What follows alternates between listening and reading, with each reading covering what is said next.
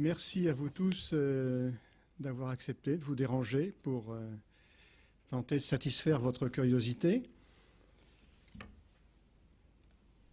Alors, je ne sais pas si vous êtes comme moi, mais le soleil tel qu'il apparaît sur cette magnifique photo, ce soleil est un peu menaçant. Voilà, pour moi, il est menaçant. Ce n'est pas le point de vue de Rimbaud, pour qui le soleil était un être bienfaisant. Alors, j'en ai terminé avec la poésie. Je ne vais pas traiter du soleil sous l'angle de son caractère maléfique, bienfaisant, etc., inspirateur des poètes.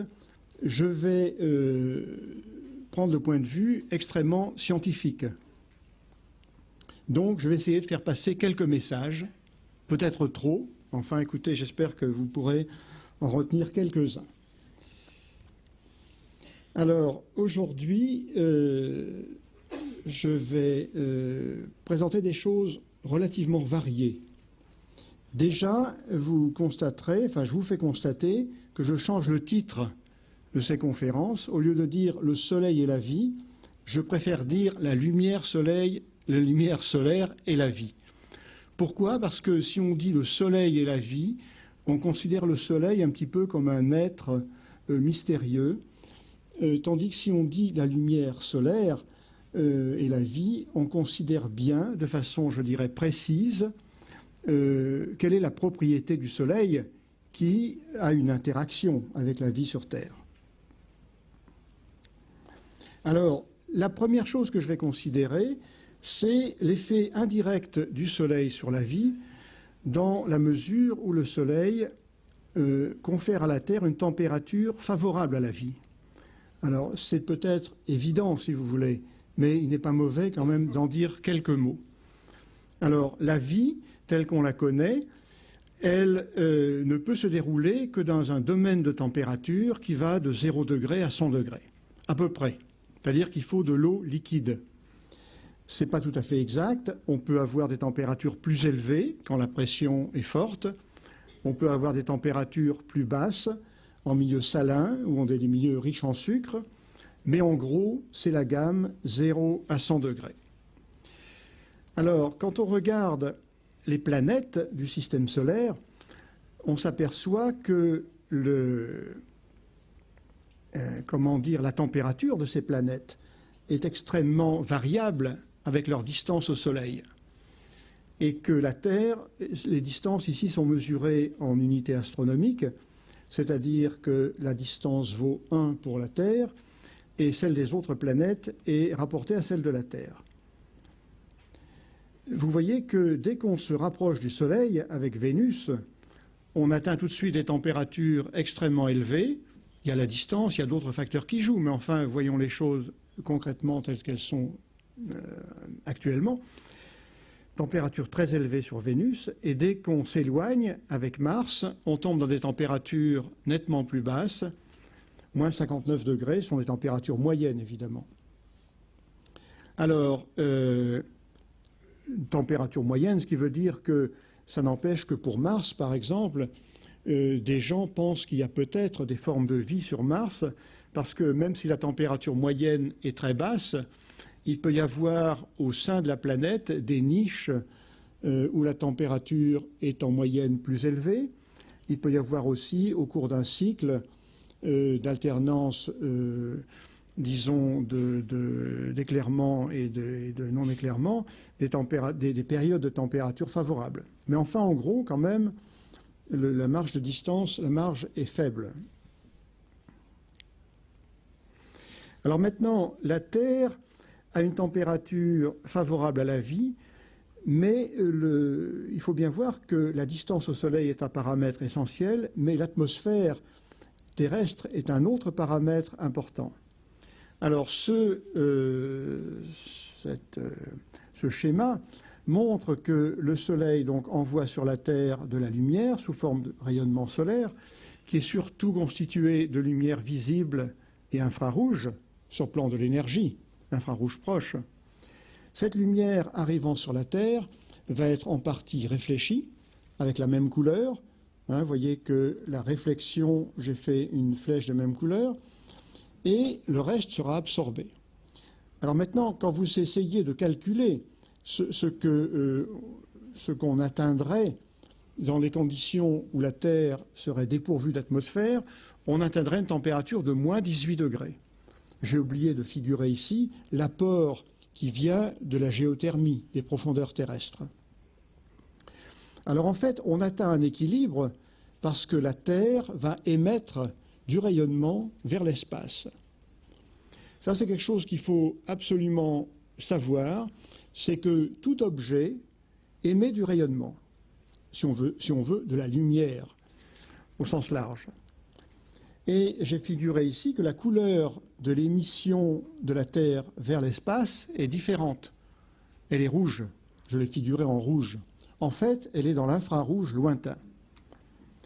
Alors, est-ce que c'est utile? Non. Dites-moi s'il faut que j'attende un peu. Hein. Alors, il est très important pour comprendre comment la Terre est réchauffée, je dirais, par l'atmosphère, de comprendre l'émission du corps noir. Tout corps émet de la lumière avec un spectre qui dépend de sa température. Vous voyez ici, sur les spectres qui sont à droite, des corps qui sont à des températures différentes, 5000 Kelvin, 4000, 3000, etc. Et vous voyez, à mesure que la température diminue, que le point du maximum de l'émission, il se déplace vers la droite. C'est-à-dire qu'il se déplace des courtes longueurs d'onde vers les grandes longueurs d'onde. Le Soleil, qui est proche de 5000 Kelvin, émet un maximum d'émission dans le visible. Et à mesure que vous baissez la température, vous vous déplacez vers l'infrarouge. Alors en fait, il y a une loi, la loi de Wien, qui donne la longueur d'onde du maximum de cette émission en fonction de la température de l'objet. Et cette longueur d'onde est donnée ici, 2897 divisé par la température. Si vous appliquez ça au Soleil, vous arrivez à 501 nanomètres. Donc, la lumière verte. Si vous l'appliquez à la Terre, vous avez 10 microns, 10 059 nanomètres, enfin peu importe, 10 microns, c'est-à-dire de l'infrarouge lointain. Alors maintenant, voyons ce qui se passe si la Terre est pourvue d'une atmosphère. Elle va recevoir de la même façon de la lumière du Soleil, elle va réémettre par réflexion, mais le rayonnement terrestre, le rayonnement de la Terre, effectivement, sera absorbé par l'atmosphère. L'atmosphère qui est ici va absorber la lumière émise par la Terre que je vous ai dit était de l'infrarouge, et l'atmosphère comporte des gaz carboniques, CO2, de l'eau, du méthane, gaz qui absorbent fortement l'infrarouge. Donc la lumière émise par la Terre, au lieu qu'elle soit perdue vers l'espace, elle va être absorbée par l'atmosphère, absorbée à ce niveau, et l'atmosphère, c'est de la matière, donc elle va elle-même émettre du rayonnement, elle va l'émettre dans toutes les directions, vers l'espace, mais aussi vers la Terre. Donc vous voyez que le rayonnement de la Terre vers l'espace, au lieu d'être perdu, il est absorbé par l'atmosphère et réémis partiellement vers la Terre. Ceci va contribuer à chauffer la Terre, et si on fait le bilan de ceci, plus d'autres phénomènes dont je ne parle pas, c'était quand même extrêmement compliqué, on arrive à un équilibre à plus 15 degrés, qui est la température moyenne de la Terre actuellement. Température tout à fait favorable à la vie, mais du fait du besoin d'eau liquide, mais alors je ne sais plus si je vous ai dit que le phénomène qui fait que l'atmosphère absorbe le rayonnement infrarouge et le réémet vers la Terre, c'est ce qu'on appelle l'effet de serre. L'atmosphère agit comme agirait la vitre qu'on met sur un châssis ou la vitre qu'il y a autour d'une serre. Alors, cet effet de serre a varié au cours du temps. Depuis les 4 milliards d'années que la Terre existe, l'atmosphère a varié, donc l'effet de serre a varié. Ce sont des variations naturelles, extrêmement lentes, mais vous avez entendu parler de variations qui ont lieu actuellement, dues à l'homme, donc anthropiques, et qui seront relativement rapides. Donc ces variations d'effet de serre dont je ne vais pas parler, si vous voulez, il est bon de les intégrer, de savoir qu'elles jouent effectivement, par le mécanisme que j'ai décrit, sur la température de la Terre. Alors maintenant, je vais en venir un peu aux effets directs de la lumière solaire sur la vie. Effets énergétiques avec la photosynthèse, j'en parlerai la semaine prochaine.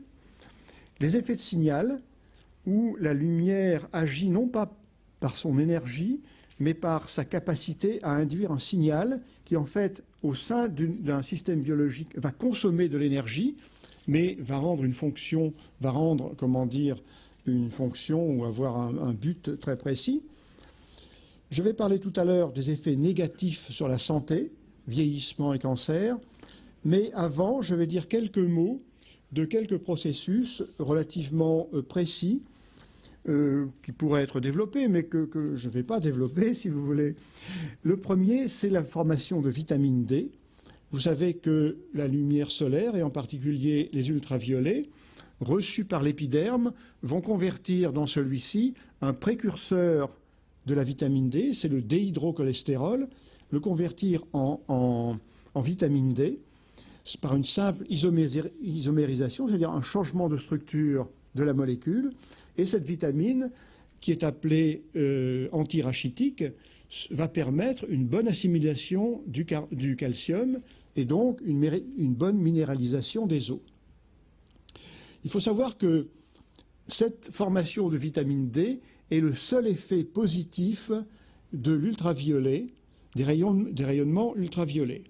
Le seul effet bénéfique donc des UV sur l'homme, c'est la formation de vitamine D. Et qu'il en suffit de très peu. En lisant différents documents établis par des photodermatologues, j'ai conclu qu'il fallait environ une exposition de 10 minutes par jour de 10 cm² de peau. Vous voyez, c'est un ordre de grandeur, 10 minutes, 10 cm², ça suffit aux besoins quotidiens en vitamine D. J'ai dit vitamine C, peut-être. Non, vitamine D, hein, entendons-nous bien. Bon, deuxième action ponctuelle de ce type-là, la formation de chlorophylle. Vous savez aussi qu'une plante qui tente de pousser en absence de lumière, ma foi, elle n'est pas verte. Elle sera jaunâtre, c'est tout.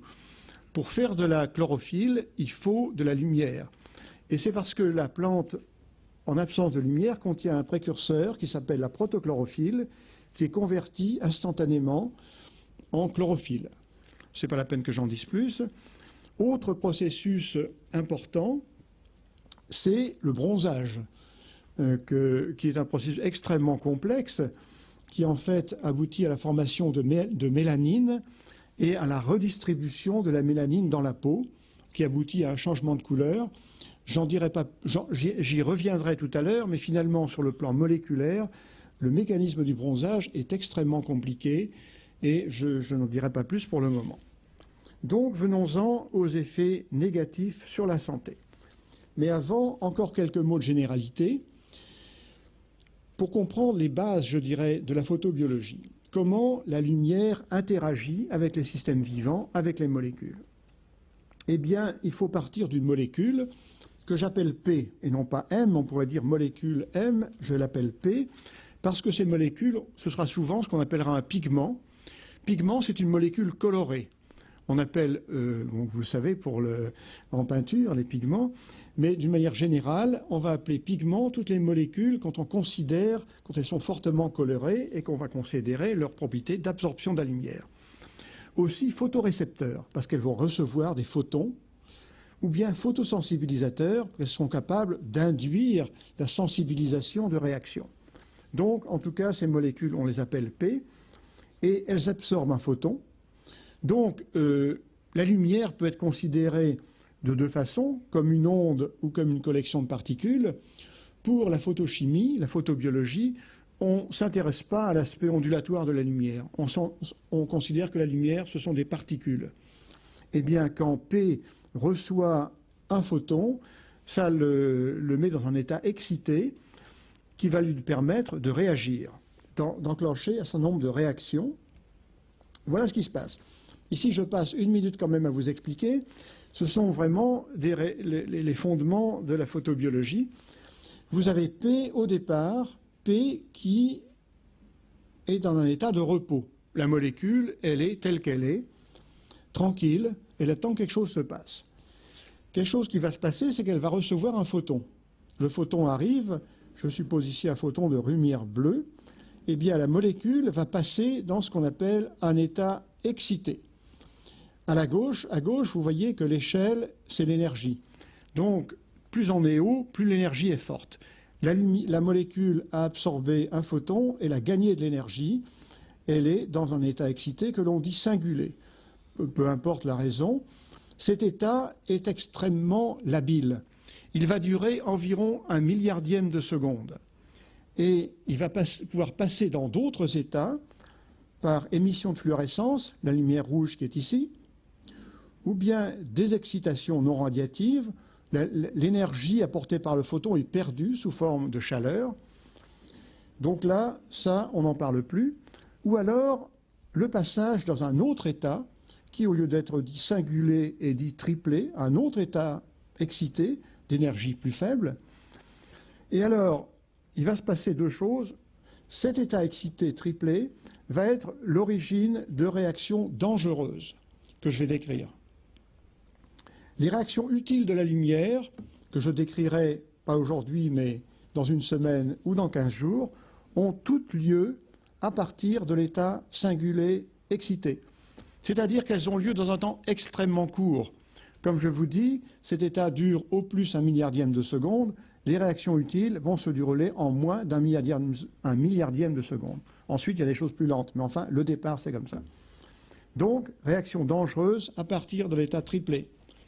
C'est assez paradoxal, si vous voulez, que cet état, qui est un état à longue durée de vie, ne donne que des réactions dangereuses. Et je dois dire que quand j'ai été embauché au CEA, j'ai failli ne pas l'être, parce que j'ignorais ce qu'était un état triplé. C'était il y a pas mal d'années, il y a 40 ans. Et il y a 40 ans, on pensait que les états utiles, les états qui donnaient lieu à des réactions utiles, étaient les états triplés à cause de leur longue durée de vie. En fait, on sait maintenant que ce n'est pas le cas. Voilà. Alors maintenant, voilà comment dire, un schéma réactionnel. Pour que quelque chose se passe, il faut qu'il y ait de la lumière et que cette lumière soit absorbée. Donc, il faut commencer par voir quelle est la lumière. La lumière, c'est celle du Soleil, et vous avez ici en trait plein le spectre de la lumière du Soleil au-delà de l'atmosphère. Donc, vous voyez, comment dire, qu'elle va de l'ultraviolet, il y a une petite partie dans l'ultraviolet, une bonne partie dans le visible et une bonne partie dans l'infrarouge. Maintenant, au niveau de la mer, vous avez, comment dire, une lumière qui a un spectre différent. Une partie de la lumière a été absorbée. Vous voyez qu'ici, dans l'infrarouge, des zones ont été entièrement absorbées. Ici, totalement absorbées. Ici aussi, ici aussi. C'est ce qui donne lieu à l'effet de serre dont j'ai parlé tout à l'heure, l'absorption par les gaz qui sont dans l'atmosphère, CO2, vapeur d'eau, méthane. Ensuite, dans le visible, le spectre au niveau de la Terre n'est pas très différent du spectre en dehors de l'atmosphère. Par contre, au niveau de l'ultraviolet, les choses ne sont pas très visibles. Alors on va changer d'échelle. Donc je change d'échelle. Voilà, on passe maintenant à la lumière dans l'ultraviolet. Au-dessus de la stratosphère, en rouge, vous voyez un spectre plat. Au niveau de la surface terrestre, il y a ici une diminution extrêmement brutale, vers 300 nanomètres, extrêmement brutale, et disons qu'en gros, en dessous de 300 nanomètres, on peut considérer que la lumière solaire atteignant le sol ne contient plus de rayonnement. Tout a disparu, et en fait, si ça a disparu, c'est que ça a été absorbé par un gaz contenu dans la stratosphère, c'est l'ozone. Alors, j'en profite pour situer, je vais y revenir à l'ozone, mais j'en profite pour situer dans cette zone de longueur d'onde la position du visible. La lumière visible s'arrête environ à 400 nanomètres, c'est le violet. Après le violet, il y a ce qu'on appelle l'ultraviolet, donc ce qu'on ne voit pas, et qui est divisé ici en gros en 3 zones. Ultraviolet A, que je dirais UVA, peut-être, vous serez peut-être surpris, je dirais UVA par la suite, c'est ce qui est compris entre 320 nanomètres et 400 nanomètres. UVA, vous avez entendu parler hein, pour les cabines de bronzage. Là. En dessous, UVB, entre 320 nanomètres et 290, et UVC. UVC, je n'en parlerai plus parce que de l'UVC, il n'y en a pas au niveau de la Terre puisque c'est totalement absorbé par l'ozone. Alors l'ozone, c'est important. Comment il est formé? Il est formé, sa formule c'est O3, donc 3 atomes d'oxygène. Il est formé par la réaction d'abord de rayonnement ultraviolet sur l'oxygène qui dissocie la molécule en 2 atomes d'oxygène. Et un atome d'oxygène va réagir avec une molécule d'oxygène pour former la molécule d'ozone O3. Et vous savez que O3 est ensuite dégradé du fait de la présence, dégradé partiellement, de certains gaz, comme les chlorofluorocarbures, qui sont ceux qui étaient utilisés autrefois, je dirais, dans les réfrigérateurs, dont l'usage est théoriquement interdit, mais qui sont quand même accumulés dans la stratosphère et qui entraînent une dégradation progressive de l'ozone. Voilà, donc dans la lumière solaire, les rayonnements UVC ont disparu, les rayonnements UVB ont été partiellement absorbés par l'ozone. Maintenant, ça c'est la lumière, maintenant il faut que cette lumière soit absorbée, et on va voir ici rapidement 2 catégories de molécules qui absorbent. D'abord, les constituants fondamentaux de la matière, protéines et ADN. Eh bien, protéines et ADN absorbent dans l'ultraviolet, mais leur absorption diminue fortement lorsqu'on va vers les plus grandes longueurs d'onde. Vous voyez qu'ici, malheureusement, le spectre n'arrive pas jusque-là, mais en gros, à 320 nanomètres, les protéines n'absorbent plus.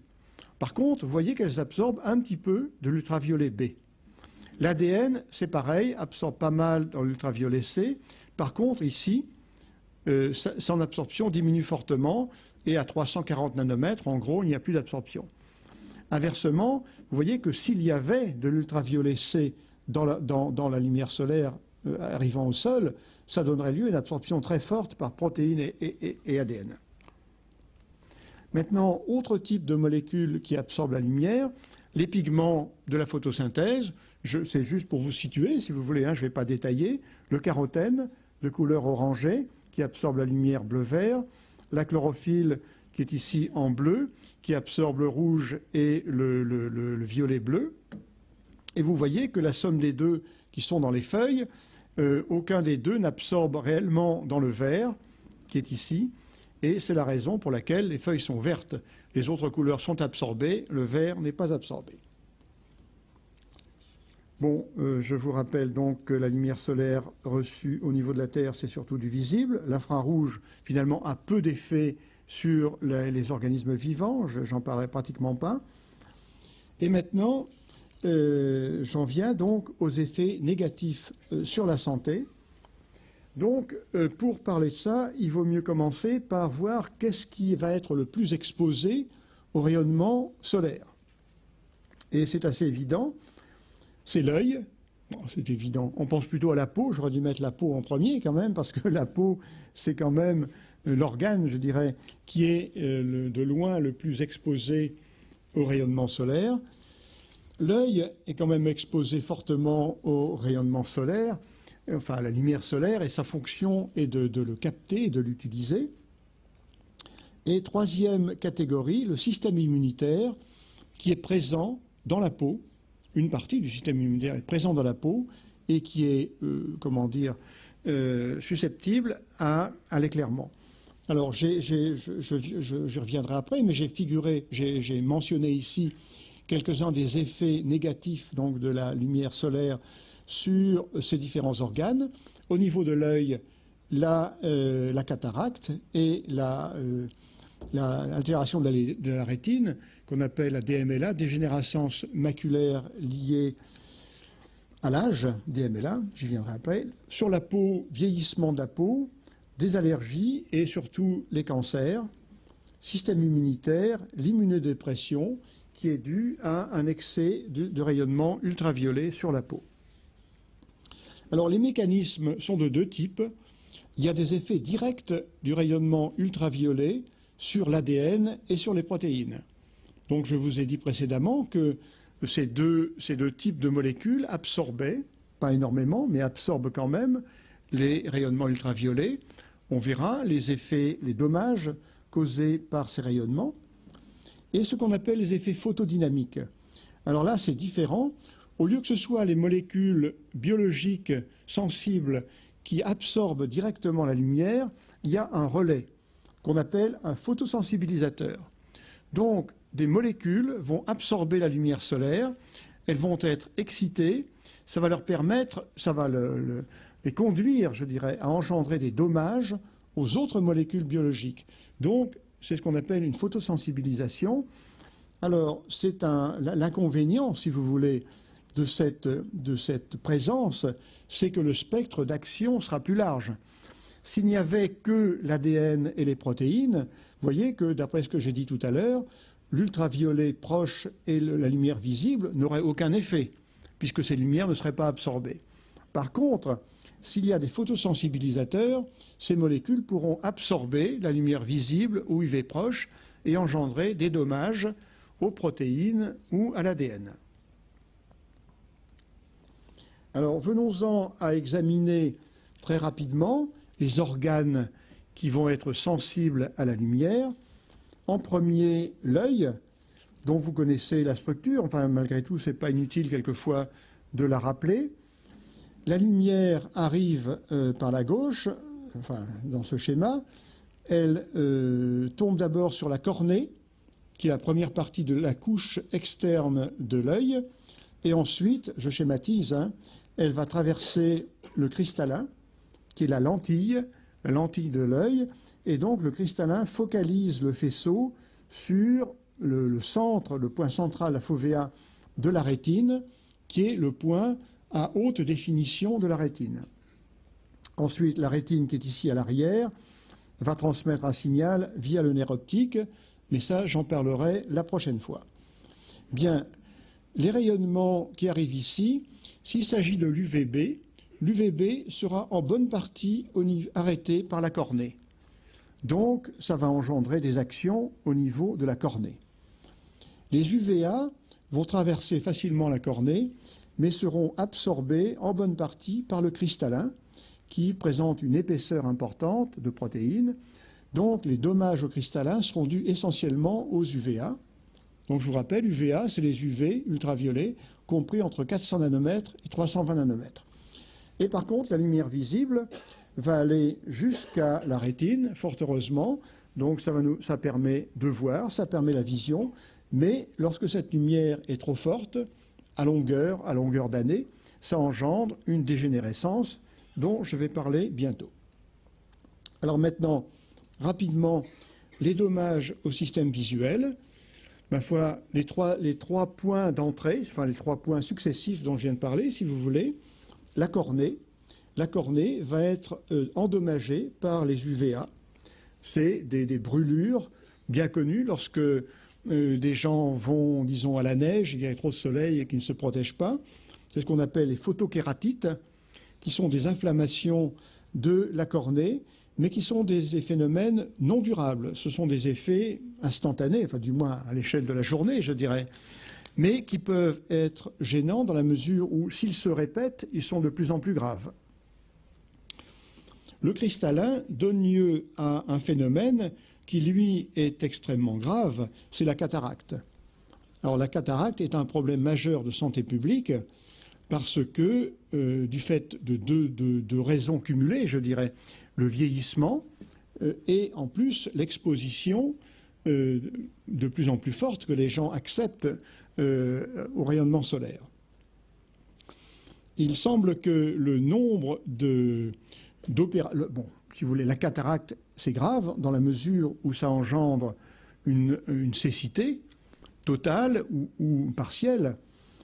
Ça peut être réparé, en ce sens que les opérations de la cataracte sont maintenant des opérations de routine, mais elles coûtent très cher, dans la mesure où il y en a un très grand nombre.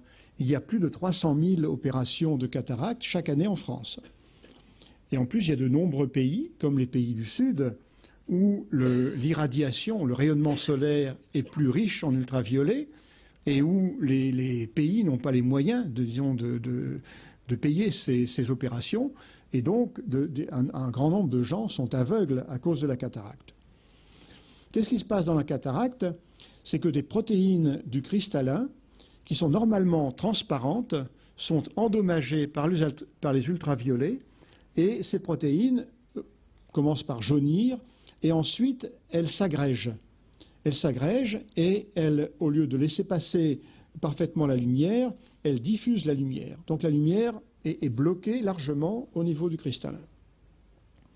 Il est démontré maintenant par des études épidémiologiques que la lumière solaire, les ultraviolets en particulier, sont le facteur de risque majeur pour la cataracte. Un autre facteur important d'autres facteurs étant le diabète et le tabac. Alors maintenant, si on arrive à la rétine, le dommage important en termes de santé publique, c'est ce qu'on appelle la DMLA, dégénérescence maculaire liée à l'âge. La macula est la partie de la rétine qui permet à cette dernière d'avoir une vision précise, alors que l'essentiel de la rétine donne une image floue. Donc la macula donne une image précise à condition qu'elle soit en bon état. Eh bien, il y a de plus en plus de gens qui ont cette maladie qui apparaît avec l'âge, qui maintenant touche plus de 10% des personnes de 80 ans ou plus, et qui conduit à une cécité pratique. C'est-à-dire les personnes peuvent voir de la lumière mais n'arrivent pas à distinguer les formes de façon précise. Alors le mécanisme de LMLA n'est pas très bien connu, mais il s'agit d'une dégénérescence de la couche qui se trouve sous la rétine et qu'on appelle épithélium pigmentaire, dû, d'après certaines études en tout cas, à un turnover, une dégradation trop rapide des bâtonnets rétiniens dû à un excès de lumière. Donc, si vous voulez, je décrirai ça la fois prochaine, mais enfin, les bâtonnets rétiniens sont progressivement dégradés et la couche qui est dessous la rétine, qui assure cette dégradation, elle voit sa capacité à dégrader saturée. Bon, l'ADMLA a, disons, deux facteurs de risque importants, le tabac et l'exposition à la lumière, pas aux ultraviolets, puisque les ultraviolets n'arrivent pas jusque-là, ils sont bloqués au niveau de la cataracte, au niveau du cristallin, pardon, mais il s'agit de la lumière visible, qui arriverait en quantité trop importante au niveau de la rétine. Bien, maintenant, quelques mots sur l'autre organe qui est le récepteur, je dirais, qui est l'organe sensible à la lumière, la peau.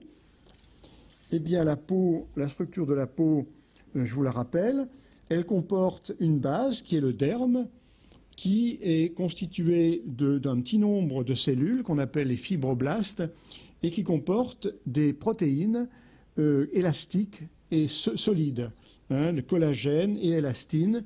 Donc le derme, c'est la partie résistante de la peau. Au-dessus du derme, il y a l'épiderme, toute cette partie ici, c'est ce qu'on appelle l'épiderme.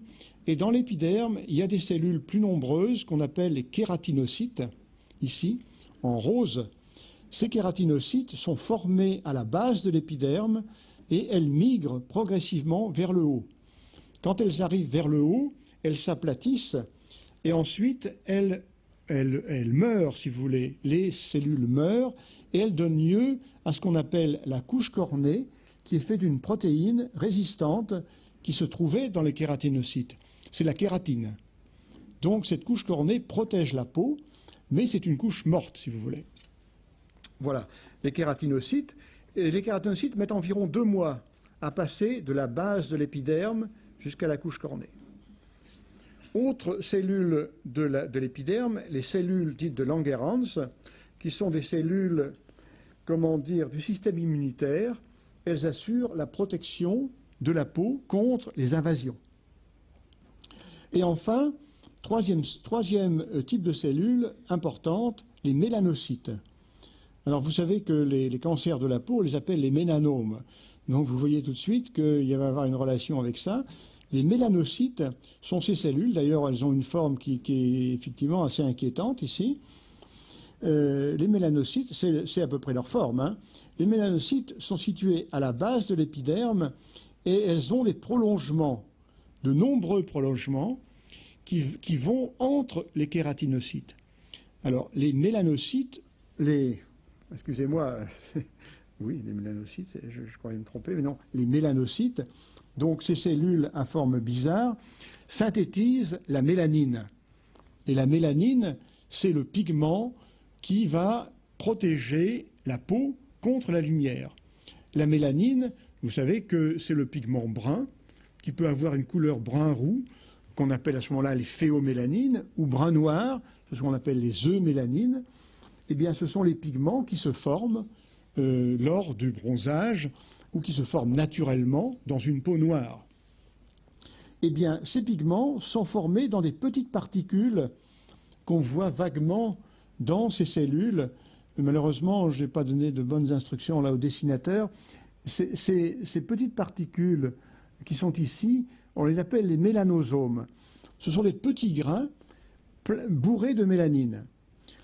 Ils sont produits par ces cellules et ils vont le diffuser tout au long de ces petites... Qu'est-ce qui se passe?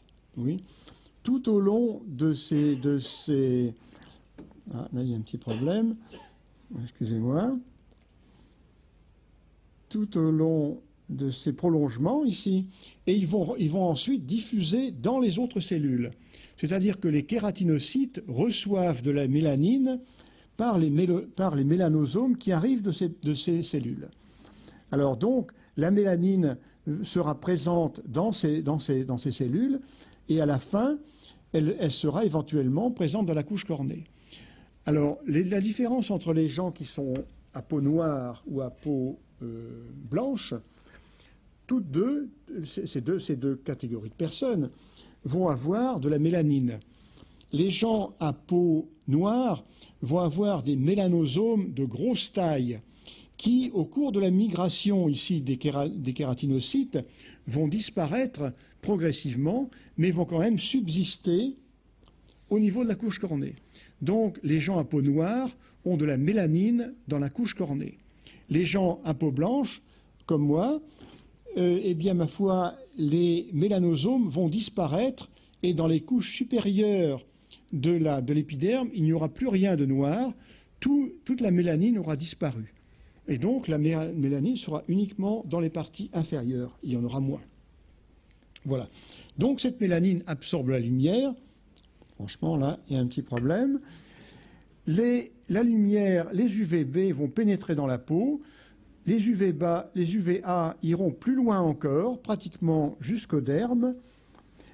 Éventuellement, ils seront absorbés par la mélanine. Il est possible que s'il y a une peau noire, UVA et UVB n'arrivent pas du tout à pénétrer dans la peau.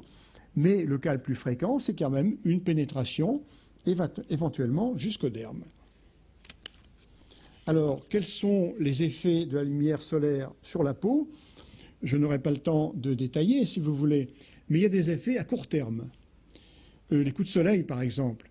Si il y a un éclairement avec de la lumière UV, ultraviolet B, sur la peau, ça donne le classique coup de soleil, qui ne dure pas longtemps, qui engendre une réaction. Ensuite, réaction phototoxique, c'est la même chose s'il y a dans la peau des photosensibilisateurs qui vont engendrer une réaction de la peau. Réaction photoallergique, excusez-moi, lucite estivale, qui sont des maladies pas très graves, je n'ai pas le temps d'en parler. Et surtout les effets à long terme. Alors, à long terme, il y a deux effets importants sur la peau qui correspondent à des mécanismes très différents. Le vieillissement du derme. Je vous ai montré tout à l'heure que la base de la peau était le derme étaient composées de protéines résistantes, mais avec très peu de cellules. Ces protéines vont être dégradées progressivement et vont donner lieu à ce qu'on appelle le vieillissement, donc des rides, des taches de couleur, etc. Et, effet à long terme plus grave encore, les cancers de la peau, qui sont de deux types. Les cancers des kératénocytes, donc les cellules les plus abondantes de l'épiderme, qui donnent lieu à des cancers extrêmement fréquents. D'après les spécialistes, ce serait le cancer le plus fréquent, mais c'est un cancer peu dangereux, en ce sens qu'il donne très rarement lieu à des métastases, si vous voulez. Donc le cancer peut être traité, guéri facilement par traitement chirurgical local. Alors ces cancers sont dus essentiellement à l'éclairement par les ultraviolets B. Il y en a une démonstration épidémiologique qui en est faite par leur forte présence, par exemple, en Australie. Le pays où ces cancers sont les plus fréquents, c'est l'Australie, par une conjonction de gens qui ont d'une population importée, une population importée qui est à peau blanche, et de pays à très fort ensoleillement, donc qui donne lieu à une très fort taux de ces cancers. Par contre, autre type de cancer, les cancers des mélanocytes, donc des cellules qui produisent le mélanome, qui produisent la mélanine, pardon. Ce cancer s'appelle le mélanome malin. C'est un cancer qui, heureusement, est peu fréquent, mais qui est extrêmement dangereux parce qu'il donne très rapidement des métastases. C'est un cancer localisé qui, bon, il y a une certaine sensibilisation au problème maintenant, mais quand même, il n'apparaît pas comme quelque chose de très grave, mais il peut donner lieu à métastases très rapidement. Alors, les cancers des mélanocytes sont associés à des expositions fortes, exagérées au soleil, à l'enfance. Donc, comme disent les dermatologues, le risque de mélanome malin se construit dès l'enfance, avant 15 ans. Donc, coup de soleil ou pas, mais en tout cas éclairement exagéré, clairement fort avant 15 ans, ça peut être extrêmement dangereux. Le nombre de ces cancers, vous voyez, augmente de façon rapide dans tous les pays. Ceci est lié largement avec la mode, je dirais, de l'exposition au soleil. Et il donne lieu actuellement à 1374 morts par an, ce qui est quand même important. Bon, mécanisme de ces actions, donc vieillissement et cancer. Le mécanisme de vieillissement, il y a d'abord un effet direct des rayonnements ultraviolets sur les protéines. Les protéines vont se dégrader par, en particulier, ce qu'on appelle le pontage. Les molécules vont, au lieu qu'elles soient séparées, les molécules de protéines, elles vont s'associer entre elles par une réaction chimique irréversible. Et ce qu'on appelle les effets photodynamiques, donc les photosensibilisateurs dont j'ai déjà parlé, absorbant un photon, vont passer dans un état singulé excité, puis dans un état triplé, et l'état triplé va réagir avec l'oxygène. Donc, réaction de l'état triplé avec l'oxygène forme une molécule extrêmement réactive et extrêmement, qui a des effets très graves, ce qu'on appelle l'oxygène singulé. Alors, l'oxygène singulé réagit avec les protéines, donnant des dommages irréversibles aux protéines, avec les lipides, avec l'ADN. Donc, vous voyez, les trois constituants fondamentaux de la matière vivante, protéines, lipides, ADN, vont être endommagés par l'oxygène singulé. Les protéines, il y a plusieurs cas de figure. Par exemple, si vous prenez la cornée, si les protéines de la cornée sont endommagées, la cornée est constituée de cellules vivantes. Donc les protéines endommagées seront dégradées et renouvelées.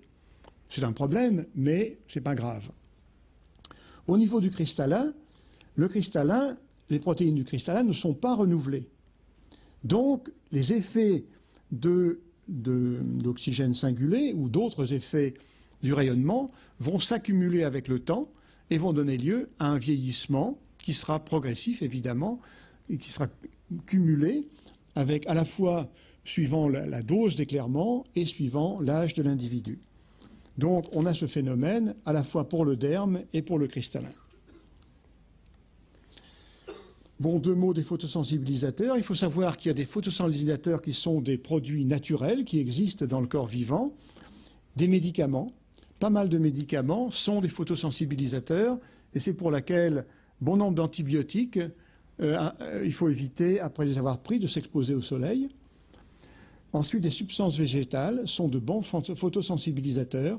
Il arrive qu'après avoir touché, je dirais, certaines plantes, on devienne sensible au soleil, en particulier avec l'hypericine et les alcaloïdes. Bien, pour qu'une molécule soit un bon photosensibilisateur, il faut qu'elle absorbe fortement la lumière, qu'elle forme beaucoup d'états triplés et que cet état triplé ait une longue durée de vie. Alors, je vais dire 2 mots quand même d'un cas de figure. Alors là, c'est assez marrant. Je ne sais pas ce qui se passe. Je ne veux pas prendre celle-là. Et pourtant, voilà. Un cas intéressant d'une molécule qui est un intermédiaire de la synthèse de l'hème. L'hème, c'est ce qui est dans l'hémoglobine, avec l'atome de fer, ici, qui donne la couleur rouge aux globules rouges du sang.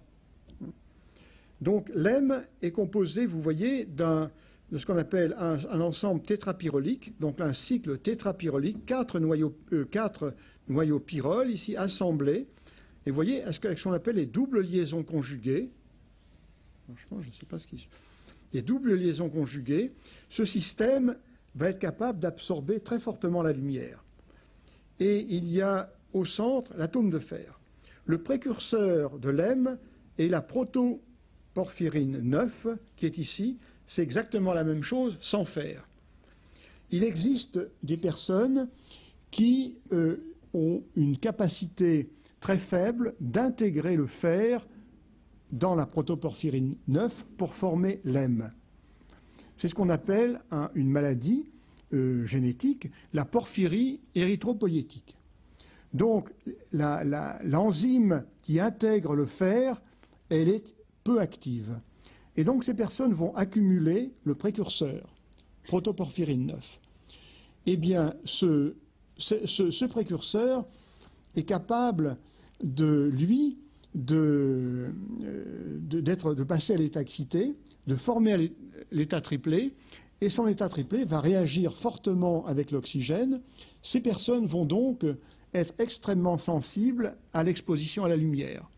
Donc elles vont avoir, dès qu'elles s'exposent à la lumière, des irritations très fortes. Alors que lorsque le fer est intégré, la molécule va bien passer à l'état triplé, mais l'état triplé va se désacciter très rapidement et il n'y aura pas d'action de photosensibilisation. Bon, 2 mots des carotènes, qui sont une molécule qui protège contre la photosensibilisation en désexcitant l'oxygène singulé.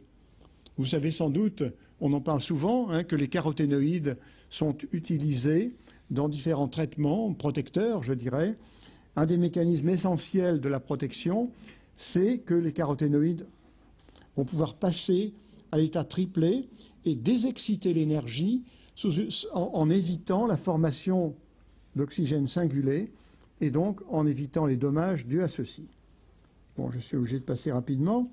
Je vais quand même dire quelques mots donc de l'action de la lumière sur l'ADN parce que c'est ce qui conduit au cancer.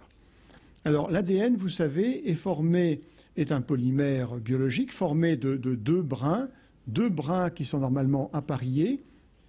Je ne sais pas ce qui se passe. Et chaque brin est constitué d'un squelette composé de sucre, de molécules d'un sucre et de molécules de phosphate qui portent ici une base. Les bases sont différentes. Il y a 4 bases, adénine, cytosine, thymine et guanine. Et la variation de ces bases tout au long de la molécule fait qu'il y a un message, si vous voulez. Donc ces bases codent le message génétique porté par l'ADN. Une mutation sera un cas où une base, par exemple thymine, sera remplacée par une autre base. Donc le message est perturbé. L'ADN va être capable d'absorber des ultraviolets et on va avoir la réaction suivante qui est figurée ici dans le cas d'un certain type de base, la thymine, qui est celle-ci. Si vous avez deux bases thymine l'une près de l'autre, on va avoir absorption de rayonnement ultraviolet et formation d'un dimère. Donc, réaction chimique, formation d'un dimère covalent. Donc, les deux thymines vont être liées ensemble. L'ADN qui sera ainsi perturbé par l'ultraviolet aura une forme différente et il ne pourra plus être lu normalement. Donc, lorsqu'il s'agira de lire l'ADN pour faire une protéine ou de lire l'ADN pour le dupliquer pour la construction d'une nouvelle cellule, l'ADN n'aura pas la structure normale. Donc, une telle perturbation est ce qui conduit au cancer par les mécanismes suivants. Donc, dommage à l'ADN par l'ultraviolet, par exemple, alors qui peut donner lieu à réparation. Donc, je vous ai dit que l'ultraviolet engendrait un dommage, une lésion. Les cellules sont pourvues de systèmes très efficaces de réparation. Donc, dans la plupart des cas, le dommage sera réparé. Mais ce n'est pas sûr. Il peut y avoir, avant réparation, division cellulaire, auquel cas l'ADN ne sera pas réparé, donc on aura une cellule dont l'ADN sera anormal, sera une mutation, qui pourra donner lieu à prolifération anarchique et cancer. Bon, il y a un autre cas de figure où le dommage à l'ADN permet d'activer un gène qu'on appelle protecteur du génome, par exemple P53, il y en a d'autres. Le P53 pourra engendrer la mort cellulaire. Il va constater que là, l'ADN est anormal. Il va mettre en route un programme de mort cellulaire. Ou bien, il va ralentir la division de la cellule qui va permettre au mécanisme de réparation de se dérouler normalement. Donc vous voyez quelque chose d'assez compliqué où il y a des phénomènes de réparation et où il y a des protéines, des systèmes qui permettent, comment dire, d'essayer de sauvegarder, si vous voulez, la cellule. Alors, je dis deux mots d'un mécanisme de réparation parce que, il me semble, parce que j'ai travaillé un peu dessus, et qui me semble particulièrement intéressant, parce que à la fois, c'est un mécanisme où les rayons, la lumière engendre le dégât et la lumière permet la réparation. C'est-à-dire que dans les cellules, franchement, je ne sais pas ce qui se passe, dans les cellules, il y a une protéine qui s'appelle la photolyase, donc je l'appelle ici PL. La photolyase, lorsqu'elle constate qu'il y a eu le dommage, les dimères dont je vous ai parlé tout à l'heure, elle va se mettre au-dessus du dommage, elle va absorber de la lumière bleue, et suite à cette absorption, elle va réparer le dommage. Ça se passe de la façon suivante. En vert, c'est la protéine, la photolyase. Elle contient un cofacteur qu'on appelle le MTHF, enfin peu importe, qui lui va absorber la lumière bleue. Il va être excité et va transférer son énergie à un autre cofacteur qui est une flavine, qui sera le cofacteur actif.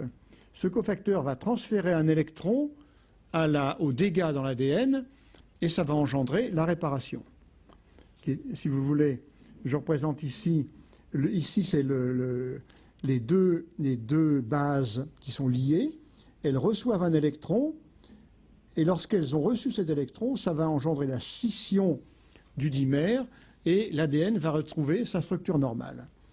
Bon, alors, si vous voulez, c'est un cas, bon, je n'ai pas le temps de m'appesantir dessus, si vous voulez, mais quand même particulièrement intéressant, où, comment dire, les organismes sont sensibles à la lumière, mais ont trouvé un moyen d'utiliser une lumière d'une autre longueur d'onde pour se réparer. Bien, alors, je vous ai dit, exposé assez brièvement, si vous voulez, les mécanismes qui permettaient de comprendre certains dangers de l'exposition trop forte au soleil, en particulier aux ultraviolets, qui sont dus largement à des effets de mode. C'est clair que l'exposition actuellement, il faut s'exposer à la lumière, il faut être bronzé et tout ça. Il y a ce phénomène, mais aussi la durée de vie. Un bon nombre de phénomènes ont des effets cumulatifs avec le temps. Et donc l'allongement de la durée de vie fait que certains dommages dus au soleil apparaissent plus fortement. Bon, je vous ai présenté, si vous voulez, les effets de la lumière solaire sur la vie en présentant d'abord l'œil et ensuite la peau. C'est manifestement une vision extrêmement anthropocentrique qui n'est pas, à la limite, pas acceptable, si vous voulez. C'est clair que la vie, c'est beaucoup plus que l'homme. Et si on considère l'ensemble des organismes vivants, je pense que ce que j'ai dit était quand même valable. C'est-à-dire que, fondamentalement, les mécanismes que l'on trouve à la base des effets de la lumière sur les êtres vivants se retrouvent dans les bactéries, dans les plantes et chez les mammifères, toutes les classes d'animaux. Bon, je voulais dire quand même 2 mots du problème de la couche d'ozone. Vous savez que l'ozone protège les êtres vivants en supprimant, comme j'ai dit tout à l'heure, une large part des ultraviolets. Ils en laissent subsister. Et si vous prenez les plantes, par exemple, les plantes sont en permanence exposées à la lumière et à la partie aux UV qui sont dans la lumière solaire. Alors, les plantes résistent parce qu'elles ont des mécanismes de protection différents de ceux de l'homme. Elles ont des mécanismes de protection et elles sont capables aussi de synthétiser des pigments qui vont, comme la mélanine, absorber la lumière ultraviolette. Malgré tout, les plantes ne peuvent pas facilement se protéger. Si s'il y avait plus d'ultraviolets, il suffirait qu'on soit moins au soleil ou qu'on s'habille ou qu'on mette des crèmes protectrices. Les plantes ne peuvent pas.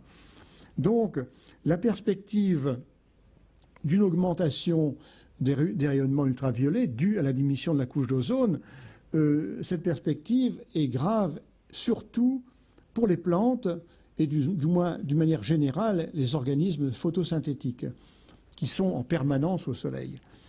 Si vous voulez, chez l'homme, les dégâts du soleil sont dus à la mode ou à l'ignorance.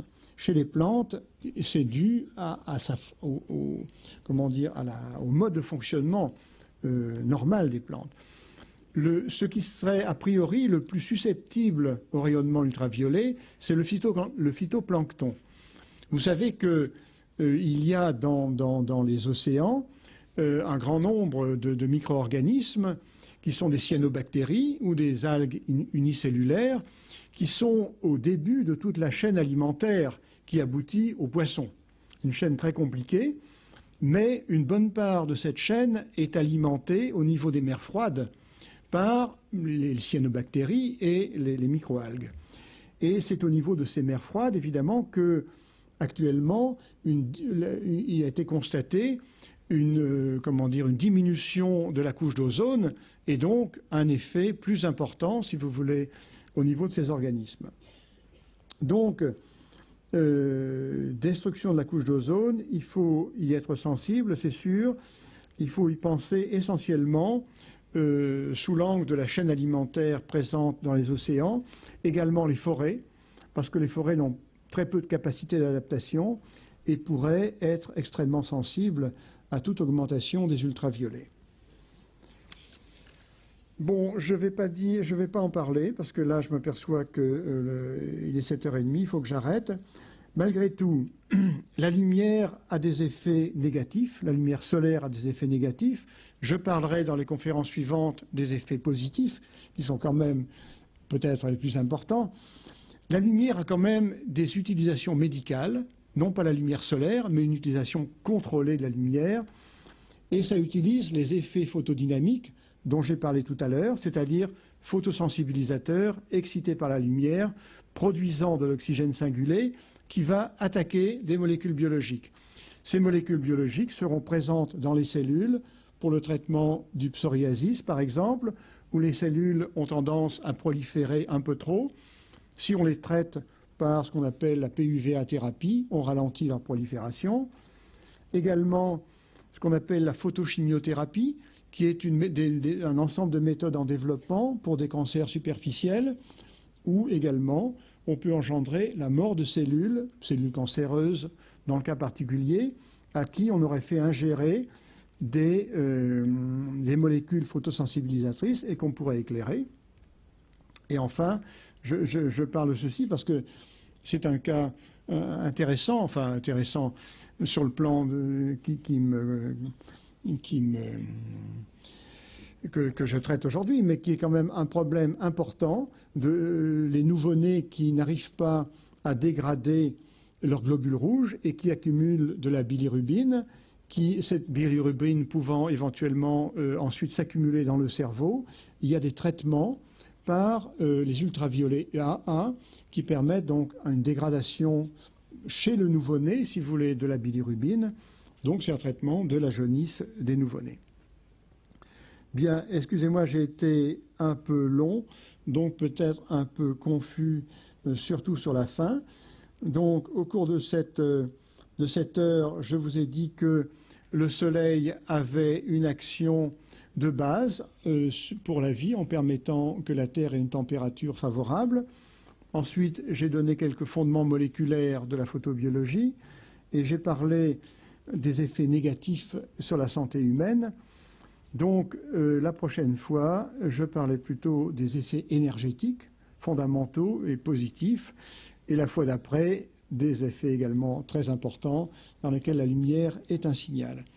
Pour conclure, en concluant, je voudrais lire une phrase qui se trouve dans un des textes qui sont en référence ici, qui sont une phrase écrite par le professeur Louis Dubertret, qui est un photodermatologue, le grand spécialiste français, disons, de la photodermatologie, traitant des relations entre soleil et santé dans le contexte de l'environnement. Il dit « Dans l'espèce humaine, c'est l'éducation et l'éducation seule qui permet une régulation réelle des expositions et de l'utilisation des facteurs environnementaux pour ou contre la santé. » Donc, j'espère que cette conférence vous aura permis de comprendre, dans cette perspective d'éducation, quelques-uns des mécanismes qui sont à la base des effets de la lumière en relation avec la santé. Voilà, merci.